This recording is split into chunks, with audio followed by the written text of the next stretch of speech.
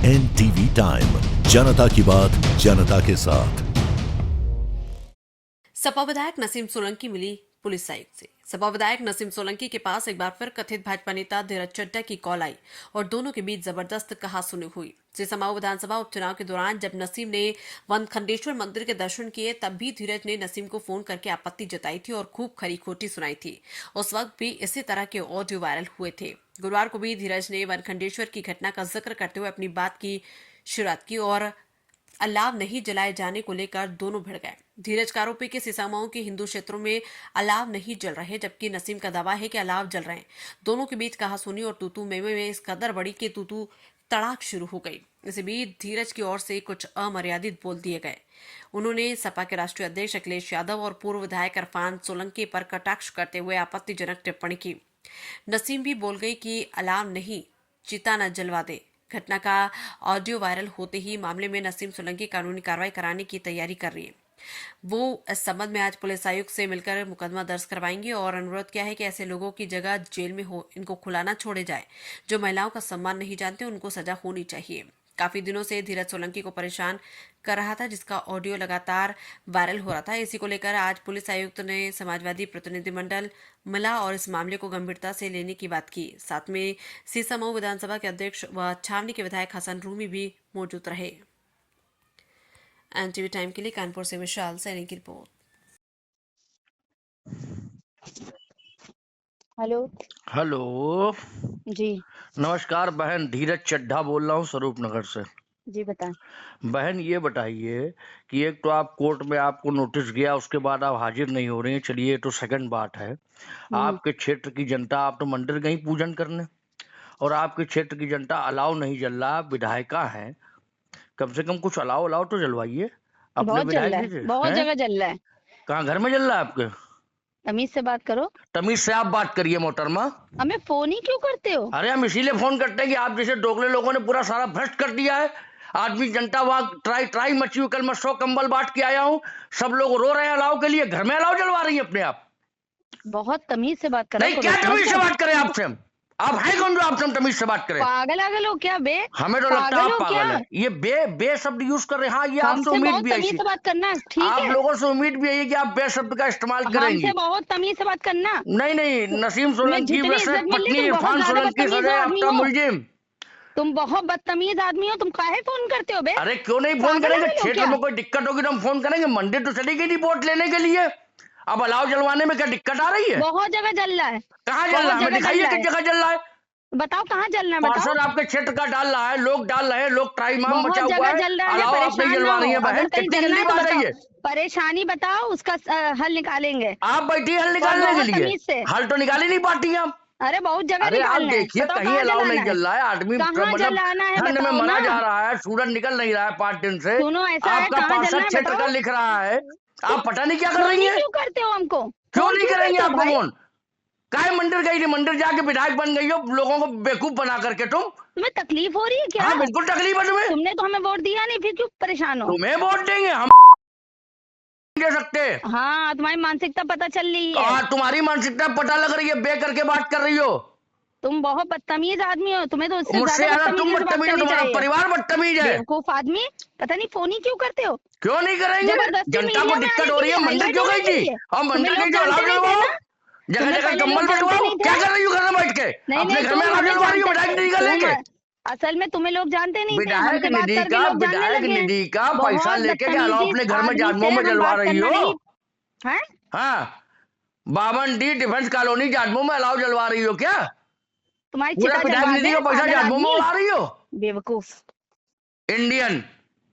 थोड़ा सा पीछे कर लो, थोड़ी सीधी कर लो। बार अब आगे ना बढ़ाना। पुलिस कमिश्नर से मिली है, क्या शिकायत है? शिकायत नहीं करी है हमने, उनका धन्यवाद भी करा क्योंकि उन्होंने बहुत तेज इस पे एक्शन लिया है। पर हाँ, कुछ जो धाराएं मुझे लगा कम थी, तो उसमें जो है रूमी भाई ने अपने एक उस पे दिया है कि इसको जो है धाराएं बढ़ाए ले जाए। पर ये एक आदमी की बात नहीं है कि वो मानसिकता कैसी है उसकी, पर ये पूरे समाज की महिलाओं की सुरक्षा की भी बात है कि अगर हम सेफ नहीं है तो आम महिलाएं कहाँ होंगी। तो ये भी हमने बात रखी उनसे कि जो है ऐसे आदमी को बाहर कम और अंदर ज़्यादा रहना ठीक रहेगा इसका। कमिश्नर साहब ने क्या आश्वासन दिया? उन्होंने बोला कि इस पर जो है और जो भी जिस और देना है एप्लीकेशन या जो भी इस पर कार्रवाई हो सकती है तो हम इसको बिल्कुल जो है संज्ञान में ले लिया उन्होंने और बोले हम देखते हैं। आखिर ये विवाद क्यों इतना बढ़ रहा है, आखिर क्या वजह है ये? पागल है कोई इसमें पुलिस विवेचना करेगी विवाद को। क्या है, क्या वजह क्या है, आखिर आप ही से अब ये तो विवाद पुलिस हो रहा पता है? करेगी। कुछ क्या विवाद है, क्यों आखिर आप ही से हो रहा है? वजह तो पुलिस बताएगी ना, ये क्या बताएगी? फिर भी आपको तो कुछ तो मालूम होगा। कुछ नहीं, आप बता दीजिए, हमें तो कुछ नहीं मालूम है, हमें नहीं मालूम है। और ऐसा है, सुनिए मेरी बात, ऐसा है कि ऐसा नहीं है मुझे बोलना नहीं आता, मुझे बहुत कुछ बोलना आता है और मुझे अपनी बात अच्छी तरीके से रखना आता है। और देखिए मेरी बात सुनिए, वो मुझसे विवाद क्यों कर रहा है वो बेहतर आप लोग जानते हैं, क्योंकि मेरे पति जेल में 2 साल से, उन्होंने मुझे सोचा मैं अबला नारी हूँ, मैं सिर्फ रोती रहती हूँ। तो ऐसा नहीं है, मुझे भी बहुत गुस्सा आता है और मुझे भी बोलना बहुत अच्छे तरीके से आता है। और किसी भी इंसान की ये जरूरत होनी नहीं चाहिए कि वो किसी महिला की बदतमीजी और बेइज्जती करे। तो मैं ऐसे लोगों को शिकायत करने आई थी कमिश्नर साहब से, और ये जिस तरीके से वो जेल गया तो उसको तो और लंबी सजा होनी चाहिए, क्योंकि महिलाएं कमज़ोर नहीं होती। कहीं हमें सीएम साहब जो है सम्मानित कर रहे हैं महिला विधायक होने के नाते, और हमें वो सम्मान मिलता है, और उसी वक्त वो आदमी फ़ोन करके मुझे धमका रहा है। तो ये ऐसा नहीं कि एक मानसिकता उसकी अकेले की नहीं है, ऐसे बहुत से लोग होते हैं समाज में, और बहुत सी मेरी जैसी महिलाएं होती हैं जो चुप हो जाती है। पर चुप होने का मतलब ये नहीं कि हम कमज़ोर हैं और खामोश हैं, तो हम बोल नहीं सकते। हम बहुत अच्छी तरीके से अपनी बात बोले, और हम यहाँ आए, ये लड़ाई मेरी अकेले की नहीं, मेरी 2 बेटियाँ हैं उनकी भी है, और ये पूरी समाज की मेरी बहन बेटियों की लड़ाई है।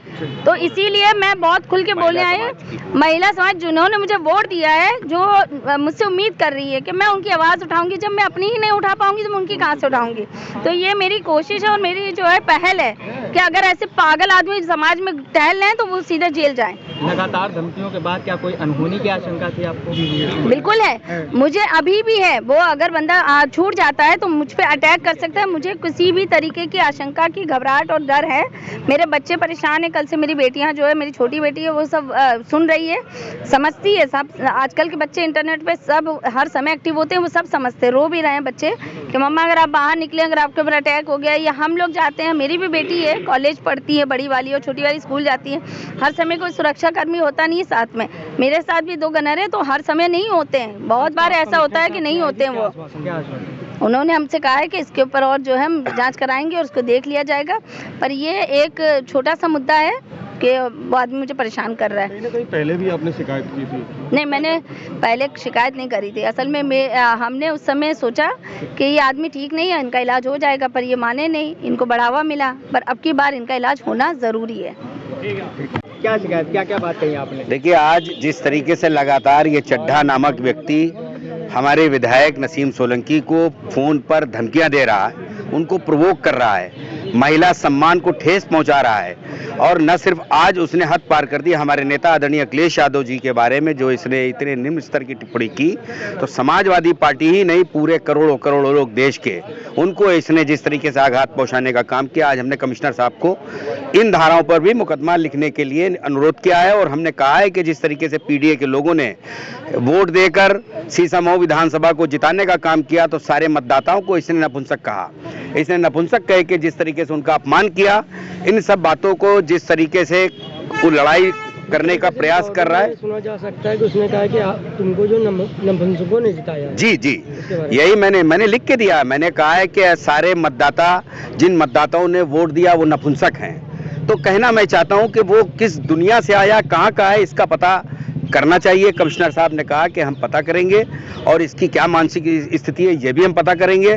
मैंने धन्यवाद भी दिया कि आपने बहुत जल्दी उसको जेल भेजने का काम किया। अभी तक तो चल रही थी छोटी मोटी बातें, लेकिन आज बात बहुत बढ़ गई है। महिलाओं के सम्मान में, बैकवर्ड और दलितों के सम्मान में, हमारे नेता आदरणीय अखिलेश यादव जी के बारे में इतनी बातें इकट्ठा हो गई हैं। तो अब समाजवादी पार्टी का एक कार्यकर्ता और समाजवादी पार्टी के साथ जो लोग पीडीए से आस्थित रखने वाले लोग हैं, अपने नेता को इस तरीके से टिप्पणी सहन नहीं करेंगे अपने नेता के खिलाफ।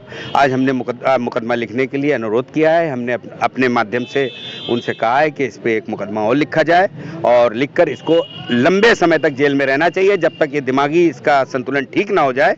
इसका इलाज भी वही हो, ताकि समाज में बाहर निकल के किसी तरीके की अशांति ना फैलाई है। क्या आश्वासन दिया गया? उन्होंने कहा मैं पूरी तरीके से इसके खिलाफ हूँ, और हम इस बात को, जो इसको बोलने की आज़ादी मिली है, अपने विधानसभा अध्यक्ष माननीय सतीश महाना जी को भी हमने उनसे कहा है कि माना जी को भी ये लिखेंगे कि जिस तरीके से कोई भी आदमी कुछ भी बोले, हम विधायकों के खिलाफ बोले, महिलाओं के खिलाफ बोले। आप जिस तरीके से आयोजन कर रहे हैं कानपुर में, एक महिलाओं को सम्मान देने का, महिलाओं को सम्मान एक तरफ दिया जा रहा है, दूसरी तरफ के महिलाओं को अपमान कर रहा है, तो एक तरीके से इसने बीजेपी के लोगों को भी एक तरीके से अपमानित किया। इसने ये पता नहीं कौन से समाज से आया ये पता करने के लिए। अब ये पुलिस बहुत काफी है, पुलिस अब अपना काम करेगी। हमने अपना काम कर दिया और उम्मीद है कि उसका अगला पता परमानेंट जेल होगा, आधार कार्ड भी वहीं का बनेगा।